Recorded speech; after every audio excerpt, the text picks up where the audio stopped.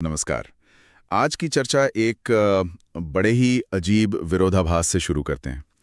सोचिए, जो इंसान ओशो को अमेरिका ले जाने का मतलब मुख्य सूत्रधार था, वही बाद में किसी न किसी तरह उनके अमेरिका से जाने और यहां तक कि उनके जेल जाने के पूरे घटनाक्रम से जुड़ गया। कितना अजीब है ना? हाँ, ये वाकई में सोचने वाली बात है। तो बात है 1980 के दशक की शुरुआत की। ओशो ने भारत छोड़ा। सपना बड़ा था अमेरिका में एक विशाल शांत कम्यून बनाना, जहां उनके अनुयायी बिना किसी बाहरी दखल के अपनी साधना कर सकें। एक सुरक्षित जगह की तलाश थी। बिल्कुल। तो आज हम इसी अमेरिकी अध्याय की गहराइयों में उतरेंगे, समझने की कोशिश करेंगे कि कैसे आध्यात्मिकता, महत्वाकांक्षाएं और बाहरी दुनिया के टकराव सब आपस में उलझ गए। खासकर उस एक खास शख्सियत के नजरिए से देखेंगे जो इस पूरी कहानी के कह सकते हैं केंद्र में थी। आप माँ आनंद शीला की बात कर रही हैं ना? जी हाँ, माँ आनंद शीला। वो सिर्फ ओशो की निजी सचिव नहीं थी, बल्कि ओरेगन में जो रजनीशपुरम शहर बसाया गया, उसकी मुख्य कर्ता धर्ता, मैनेजर, सब कुछ वही थी। उनकी भूमिका तो शुरू से ही बहुत बहुत महत्वपूर्ण थी। हाँ बिल्कुल।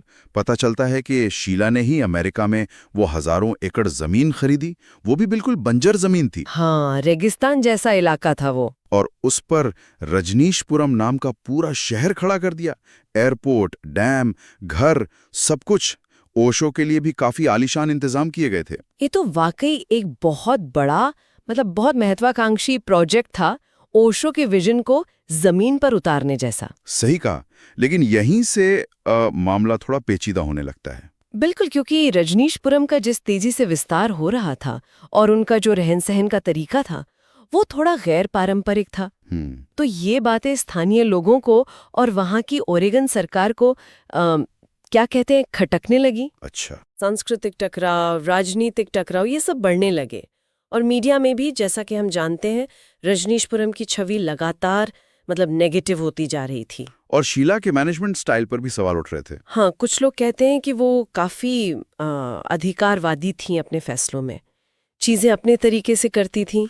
और ये टकराव सिर्फ बातों तक ही नहीं रुके ना? नहीं, बिल्कुल नहीं। 1984 में एक बहुत गंभीर घटना हुई। आप वो सैल्मोनेला वाली घटना की बात कर रही हैं? हाँ, वही। जब स्थानीय चुनाव को प्रभावित करने के लिए ऐसा आरोप लगा कि कम्यून के कुछ लोगों ने वहां के रेस्टोरेंट्स में सैल्मोनेला बैक्टीरिया फैला दिया। ओह, इससे तो काफी लोग बीमार हुए थे शायद। हाँ, 700 से ज्यादा लोग। इसे एक तरह का जैविक हमला माना गया और इसने पूरे मामले को एक बहुत ही खतरनाक मोड़ दे दिया। ये तो बहुत सीरियस बात हो गई। हाँ, ये एक टर्निंग पॉइंट था। इसने कम्यून और स्थानीय प्रशासन के बीच जो खाई थी, उसे और भी चौड़ा कर दिया।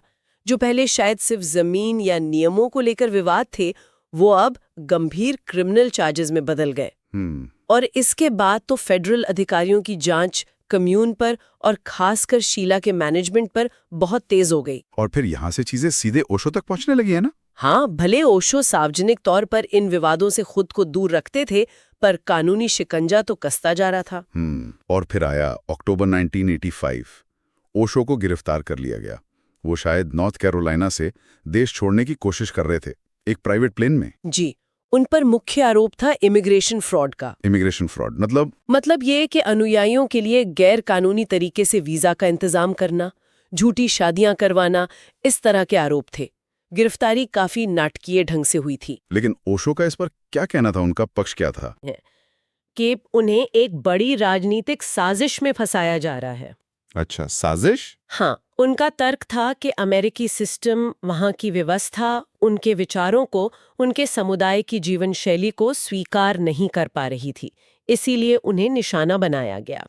ये सिर्फ कानून का मामला नहीं, बल्कि विचारधाराओं का टकराव था। ये भी एक पहलू है। बिल्कुल। और इसी सब उथल-पुथल के बीच ओशो की गिरफ्तारी से कुछ पहले ही शीला का क्या हुआ? वो तो कम्यून छोड़कर चली गई थी। हाँ, शीला अचानक रजनीशपुरम छोड़कर यूरोप चली गईं और बाद में उन पर रजनीशपुरम में हुए अपराधों के लिए, जिसमें वो सैल्मोनेला हमला भी शामिल था, जर्मनी में केस चला। फिर उन्हें अमेरिका लाया गया और यहाँ उन्हें सजा भी हुई। तो ओशो और शीला के रास्ते पूरी तरह अलग हो गए थे। तो अंत में ओशो का क्या हुआ? ओशो ने इमिग्रेशन के आरोपों में एक खास तरह की प्ली, एल्फर्ड प्ली, दाखिल की। एल्फ्रेड प्ली, ये क्या होती है? इसका मतलब होता है कि आप खुद को निर्दोष मानते हैं, लेकिन ये भी मानते हैं कि सरकार के पास आपको दोषी साबित करने के लिए काफी सबूत है।